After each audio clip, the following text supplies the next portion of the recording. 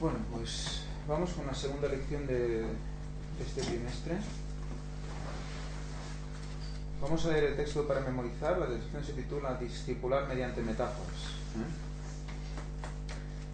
Para memorizar dice: todo esto habló Jesús por parábolas a la gente, y sin parábolas no les hablaba, para que se cumpliese lo dicho por el profeta cuando dijo: abriré en parábolas mi boca, declararé cosas escondidas desde la fundación del mundo. En esta lección creo que todos nos hemos quedado bastante maravillados como Jesús intenta explicar a todo tipo de persona, a toda gente, el concepto del reino de Dios, lo que significa.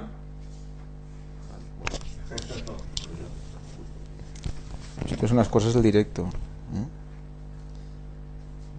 Lo que significa, cuál es nuestro papel respecto a Él, cómo nos debemos sentir respecto al reino de Dios y cómo Él se presentaba a sí mismo como el Hijo de Dios a través de ideas sencillas que básicamente eran aplicar lo que pasaba alrededor de aquella gente. O sea, ellos vivían en un mundo agrícola, básicamente, en los que dependían constantemente del tiempo atmosférico, de cuándo llovía, cuándo no llovía, estaban muy pendientes, y entonces eso hacía que supieran cuándo tocaba recoger, cuándo tocaba segar, y todo eso, viendo también la naturaleza, los árboles, etcétera, hacía que la gente entendiera el mensaje de una manera más práctica. En cierto modo, en esta manera de explicar, no sé si os dais cuenta vosotros que muchas veces cuando estás explicándole algo a alguien, a algún compañero o a alguien que no conoce la palabra, y le explicas algo, tienes tendencia a hacer una analogía con algo que te pasa a tu alrededor. No sé si os ha pasado a vosotros, que estás explicando alguna cosa y para que él lo pueda entender, o ves que quizás no acabe de coger el sentido, le haces un ejemplo de cosas que él puede ver, incluso de su mundo, ¿no? Cotidianas. Entonces, quiero un poco exponer que sin querer nosotros ya estamos haciendo algo parecido. Ahora recuerdo, por ejemplo, el último día que tuve escuela sabática, que estuvimos hablando de que la importancia de asimilar que el pecado es grave se entendía por la gran importancia de la solución, por la magnitud de la solución que se dio, que fue la muerte del mismo Hijo de Dios, ¿no?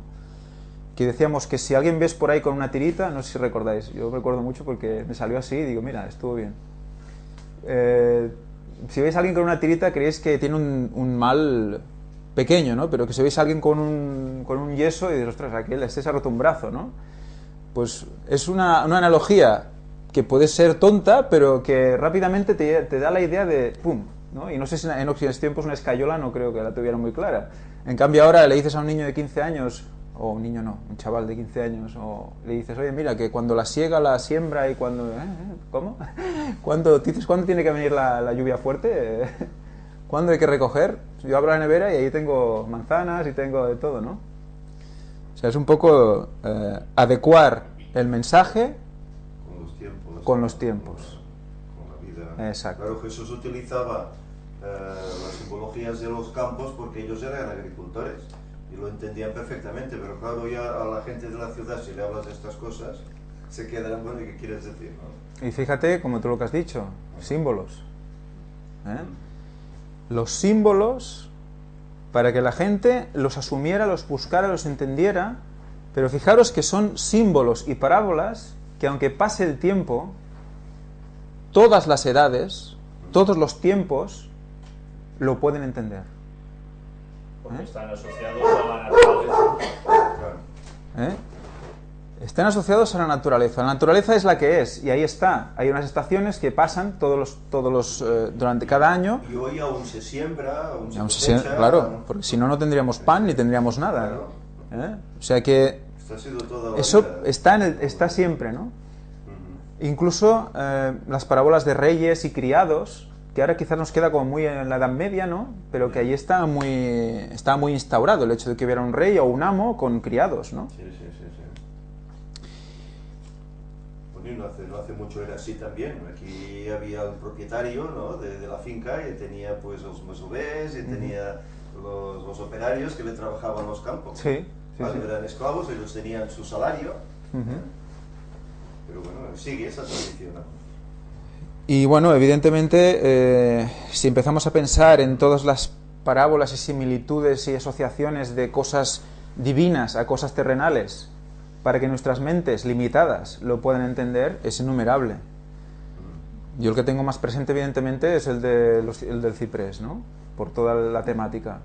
Pero es que, claro, él se va diciendo, yo soy el ciprés, yo soy la raíz, como vimos en una también de las analogías esta semana. Yo soy la raíz. ¿Recordáis lo que decíamos de ser radical? ¿Eh? Sí.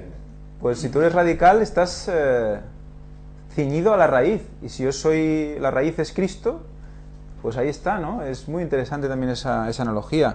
O el Evangelio como la semilla, ¿no? Una semilla que cae en buena tierra o no cae en buena tierra, en función de que en dónde cae, pues esa semilla germina, ¿no?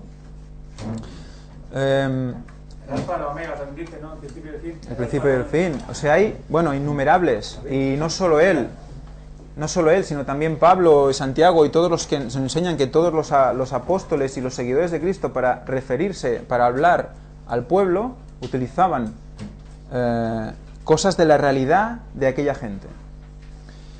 Por lo tanto, conclusión, ¿qué estaba intentando hacer Jesús o qué intentamos hacer nosotros o los apóstoles para llegar a la gente de tu tiempo? Pues coger el mensaje, la raíz, la base, y ¿qué? Asociarle ¿qué? Toda la verdad que presente. Le asociamos la verdad presente y luego lo presentamos.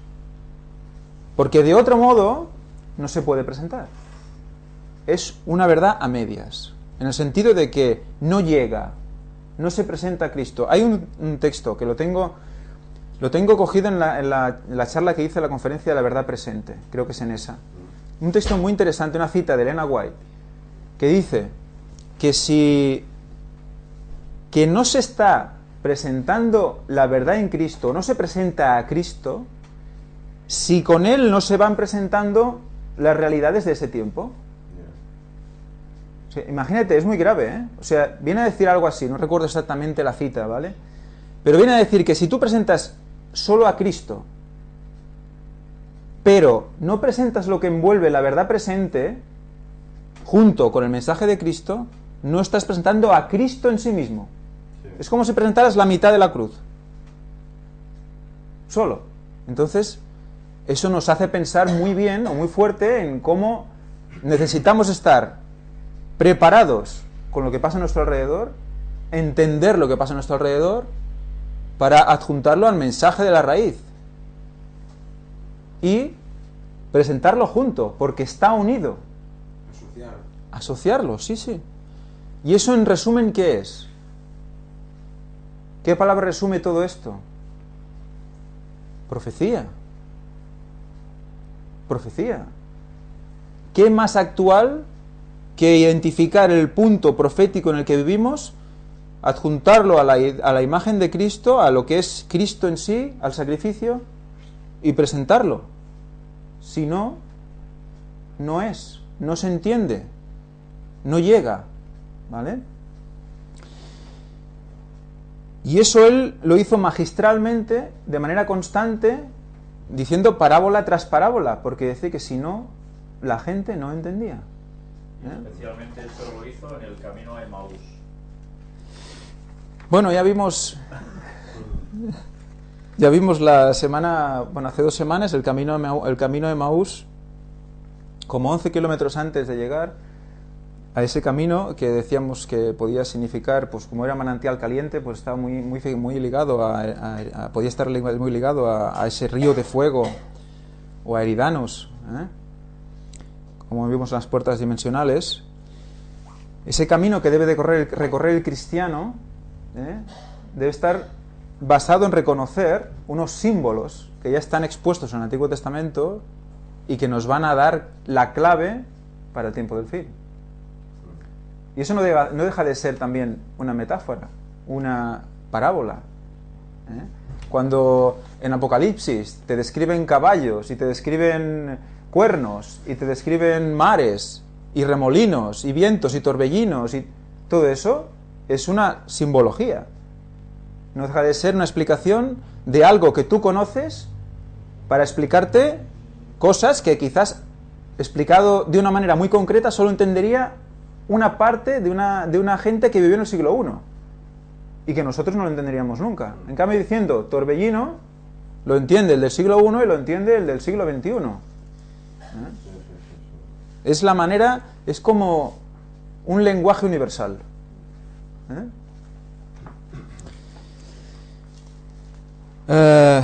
Hablando de esto concretamente, me gustaría que leyéramos Mateo 7:24 al 27, porque, y si alguien tiene el micro cerca y lo quiere leer, lo puede hacer. Vamos a analizar una palabra que sale en este texto para que veamos lo rico que puede llegar a ser una simbología, ¿vale? Y cómo quizás vemos muchas cosas, gracias a Dios, el Espíritu Santo nos muestra muchas cosas, pero me da la sensación, y usted está hablando con Víctor también, de que hay una gran cantidad de simbología oculta en las raíces de los nombres hebreos, griegos, etcétera, que no abarcamos, incluso a nivel fonético. Recordemos que el verbo fue el que creó al mundo, y el verbo era Dios, ¿recordáis? El verbo es la palabra. Dios dijo, y hágase la luz, y la luz se hizo, ¿no? Lo dijo por la boca. Ese es el poder de la palabra. Y estamos hechos a su imagen y semejanza. Por tanto, ¿qué tenemos? Esa lengua, ¿no? Que también hemos visto en alguna de las parábolas de esta semana, lengua de fuego, que puede quemar, que puede arruinar la vida de alguien, y a la vez la puede ensalzar y llevarla hasta el cielo. Por lo tanto, leamos Mateo 7:24 y luego analizamos un poco una de sus palabras para que veamos que quizás estamos ahí como viendo muy poco aún. Tú mismo, va. En fin, todo el que oye estas palabras y las practica será como el hombre prudente, que edificó su casa sobre la roca. Y descendió lluvia, vinieron torrentes, y soplaron vientos, y dieron contra aquella casa, y no cayó, porque estaba fundada sobre la roca. Pero el que oye estas palabras y no las practica es como el hombre insensato que edificó su casa sobre la arena.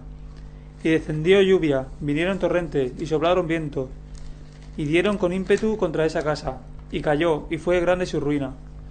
Cuando Jesús acabó estas palabras... ¿Hasta 27 has dicho? Sí. Ahí está. Vale. No sé si habéis captado un poco toda la situación que está explicando aquí, y un poco con todo lo que ya sabemos ahora. ¿En qué situación nos puede estar poniendo esto?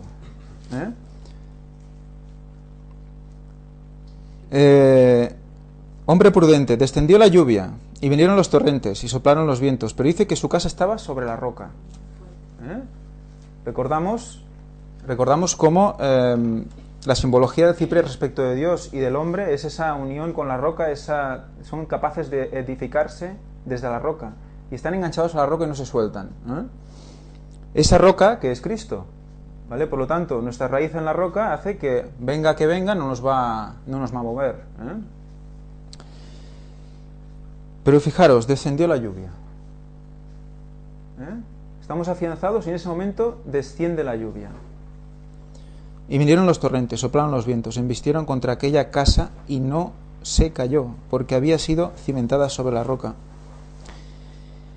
Y hay que escuchar estas palabras y ponerlas por obra,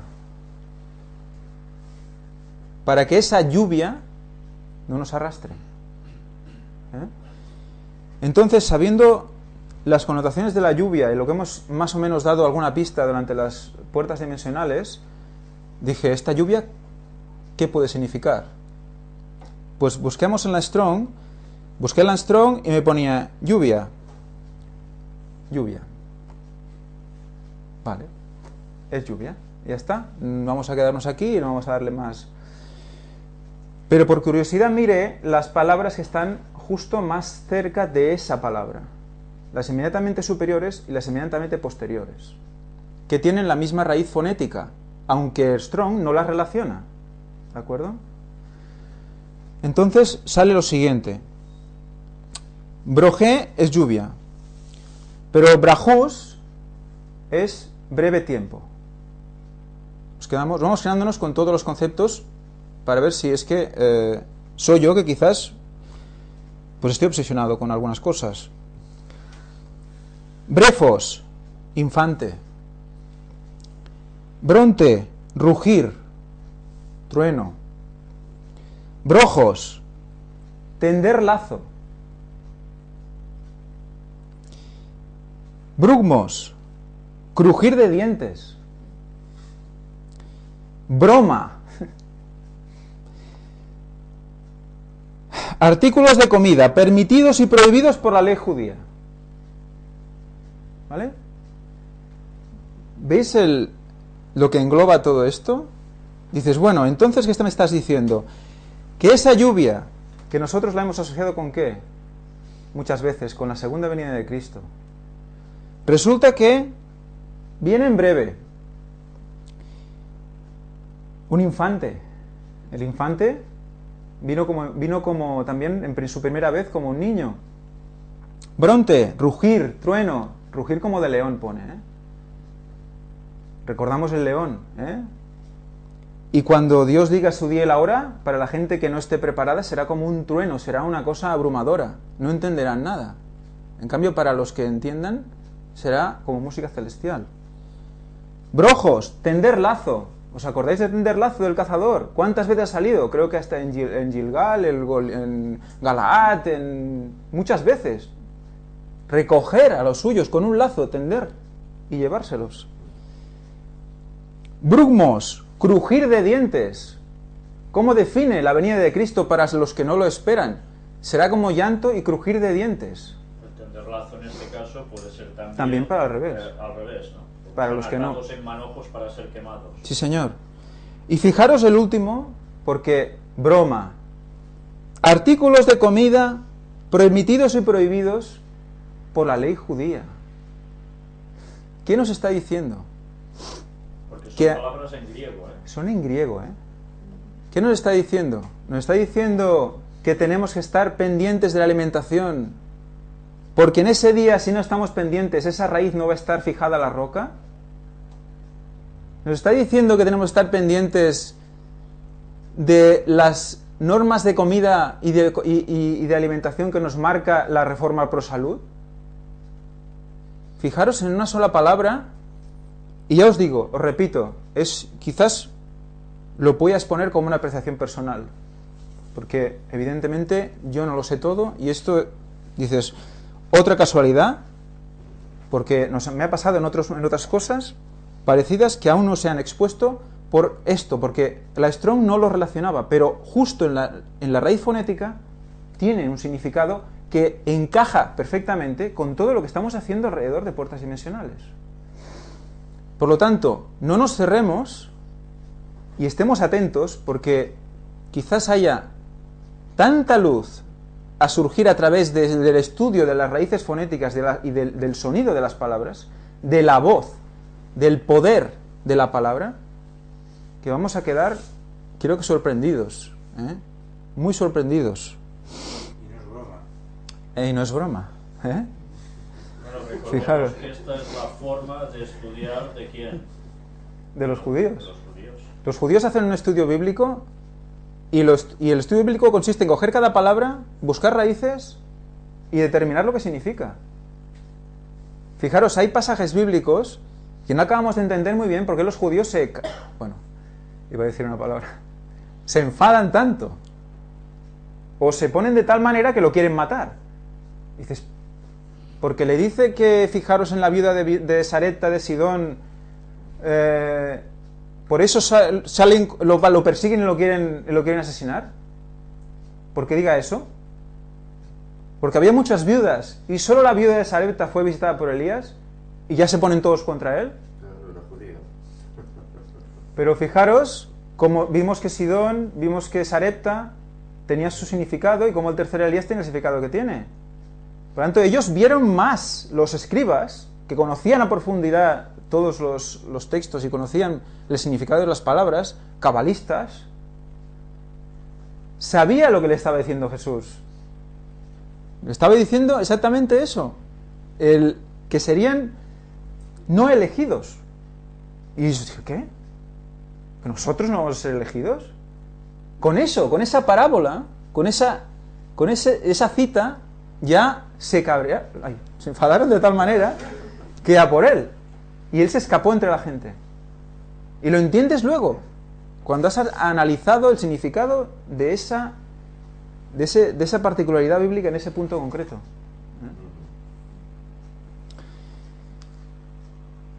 Bueno, más adelante nos hace una explicación de, bueno, analogías agrícolas, analogías de un poco de todo tipo. Voy a leer una cita de Elena White que dice, palabras de Gran Maestro, página 8, dice, en la enseñanza de Cristo mediante parábolas se nota el mismo principio que el que lo impulsó en su misión al mundo, a fin de que llegáramos a conocer su divino carácter y su vida. Cristo tomó nuestra naturaleza y vivió entre nosotros. La deidad se reveló en la humanidad. La gloria invisible en la visible forma humana. Los hombres podían aprender de lo desconocido mediante lo conocido. Las cosas celestiales eran reveladas por medio de las terrenales. Por lo tanto, así en el cielo como en la tierra. Él habló en idioma terrícola para que nos entendiéramos todos. No dijo, esto es una puerta dimensional que tiene una espiral, que cuando vibra, entonces hay un electromagnetismo que... No pudo, no. Lo que esa gente entendía era lo que vivía. Ahora es otro tiempo. Te metes en internet, el electromagnetismo. Es la fuerza que... O sea que es otra manera, pero en realidad es lo mismo. Porque es la verdad presente unida al mensaje de la raíz. O sea que los conceptos se amplían. Sí. La verdad se amplía. Es necesario, además. No dice que aumentará la ciencia en el tiempo del fin en todos los sentidos, no solo la ciencia del hombre, sino la ciencia de Dios. Pues eso implica que la gente cada vez está más separada de lo espiritual y requiere de más explicación, de más... Pero por eso también, para conocer esos conceptos que Jesús habló y los profetas de antaño hablaban, es necesario conocer las costumbres del pueblo judío. Sí. Y así entendemos el por qué se dijo lo que se dijo, por qué se utilizaron las analogías que se utilizaban, pero es conveniente conocer. Por eso la vida en el campo te acerca más a esos tiempos. Ver, vivir la tierra, entender cómo, cuando toca que un naranjo se recojan las naranjas, cuando florece el almendro y todas esas cosas. Si no tienes una vida cercana, pues es más difícil de entender. O ahora, por ejemplo, lo que hablábamos de la brea. Aquí, tú no te imaginas cómo se hacía la brea antes para los barcos. Y ahora incluso vimos que hasta era muy difícil o casi imposible encontrar a alguien que te lo explicara exactamente. Yo solo encontré una web con esos dibujos que realmente habían explicado y dibujado lo que realmente se hacía para extraer ese material. Incluso en algunos recordáis que ponía que no se podía llegar a saber exactamente todos los métodos. O sea que todo lo que se está perdiendo con el tiempo, con tanta modernidad, que quieras o no, pues también está bien, pero hace que nos separemos cada vez más del aspecto natural.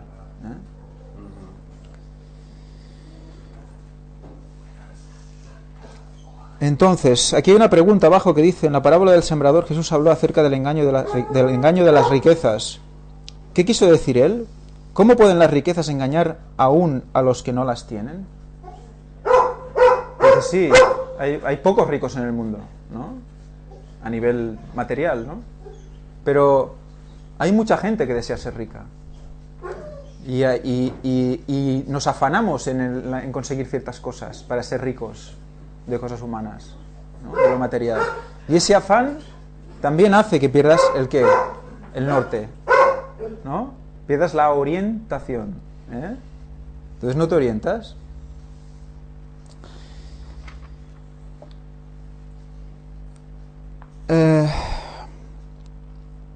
Nos recuerda también otras parábolas, como la de la viña, también en palabras seguidas de Gran Maestro, que dice: la parábola de la viña se aplica no solo a la nación judía, tiene una lección para nosotros. La Iglesia en esta generación ha sido dotada por Dios de grandes privilegios y bendiciones, y Él espera los resultados correspondientes. Recordad que el acceso a la viña estaba para cierta gente, ¿no? Y luego, al ver que no se cuidaba esa viña, pues fueron a buscar a otros, ¿no? Igual que la parábola de ese rey que envía a 2 mensajeros a buscar al pueblo para celebrar una boda, ¿no? De esto luego Víctor hablará más claramente y haremos más análisis, pero esa parábola tiene una connotación muy interesante. De esa parábola lo que me fue curioso fue el tema de forzar, pero dice forzarles a entrar. ¿Eh? No sé si lo habéis leído. Fuérzalos a entrar. Ostras, eso es muy fuerte, ¿no? Y dice, venga, y lo obligas a entrar. ¿Eh? Pero en cambio, si tú buscas la connotación y le buscas el significado, también implica repetición o abrazar con el brazo. O sea, cuando tú coges a alguien le dices, ven, ven, y le coges y le llevas, ¿eh? Y no solo intentarlo una vez, sino intentarlo de manera repetida, ¿eh? Y explicarle y volver a intentarlo. Oye, mira que tal, oye, mira que... No abandonar a esa persona, ¿no? A no ser que al final ya después repetidas veces pues ya pues imposible, ¿no? Pero que seamos insistentes en explicar el mensaje a todos aquellos gentiles, ¿no? En este caso aquí en la parábola, para que vengan al redil. El legado creativo de Cristo. En la lección del jueves nos habla de cómo mucha gente o muchos discípulos y apóstoles a lo largo de la historia han ido utilizando parábolas. Y también nos pone el ejemplo de Pablo, ¿no? Pablo, aparte de ser muy descriptivo y de analizar constantemente todo texto y explicarlo de manera muy sistemática para que entendiéramos la progresión lógica de todos los acontecimientos, que incluso a veces se le caracteriza como de, no sé si tú a veces lo dices siempre, de difícil de entender, ¿no? En la misma Biblia, pues también utiliza parábolas, igual que en Apocalipsis se utilizan símbolos, como hemos visto antes, ¿no?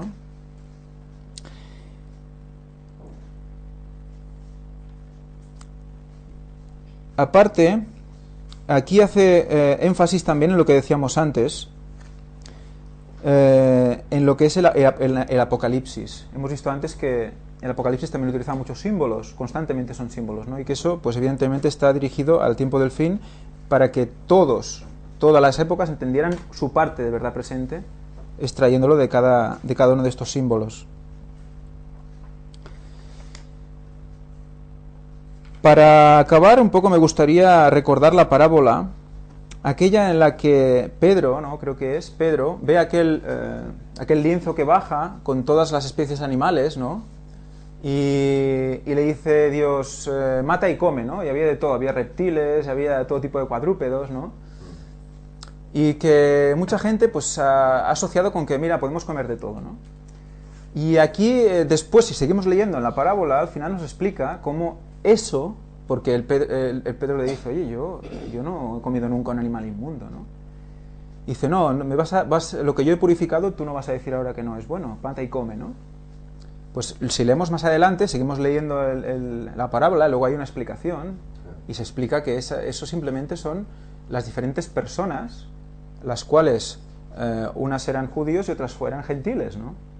Y que no tenía que pararse en los judíos, sino que tenía que llegar a los gentiles, y tenía que el mensaje nada que ver con la alimentación. No tenía nada que ver. Lo que él estaba diciendo Una es analogía, exacto.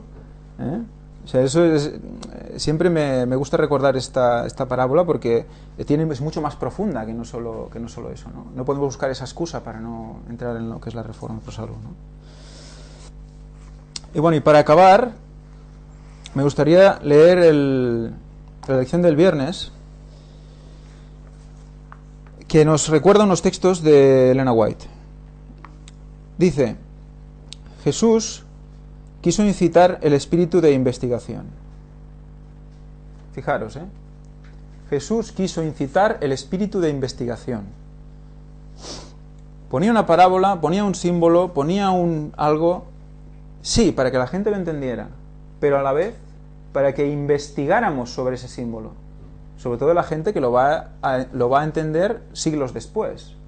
Lo que decíamos, intentar entender qué esa persona entendía por siembra y cuándo se realizaba en la zona del Mediterráneo oriental, ahí sí, oriental.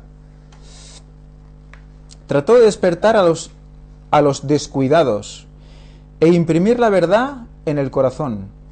La enseñanza en parábolas era popular y suscitaba el respeto y la atención, no solamente de los judíos, sino también de la gente de otras nacionalidades. Otra vez Cristo tenía verdades para presentar, que la gente no estaba preparada para aceptar ni aún para entender. Por esta razón, también Él les enseñó en parábolas, relacionando sus enseñanzas con las escenas de la vida. La experiencia o la naturaleza cautivaba su atención e impresionaba sus corazones. Más tarde, cuando ellos miraban los objetos que ilustraban sus lecciones, recordaban las palabras del Divino Maestro. Jesús buscaba un camino hacia cada corazón, usando una variedad de ilustraciones. No solamente presentaba la verdad en sus diferentes fases, sino también hablaba al corazón de los distintos oidores. O sea, lo que hemos dicho hasta ahora, fijaros, ya pensaba en que el Evangelio llegara a otras nacionalidades, no solo al pueblo judío y a los que entendían concretamente las costumbres judías, sino a todo el mundo. Y a todos los tiempos. Y a todos los tiempos. Todos los tiempos. Exacto. El mensaje es atemporal y no entiende de edades, ni razas, ni sexos, ni nada. Es muy interesante. Bueno, pues hoy lo dejamos aquí, porque vamos a empezar ya lo que es la quinta parte del tercer Elías. Y nada, que Dios os bendiga.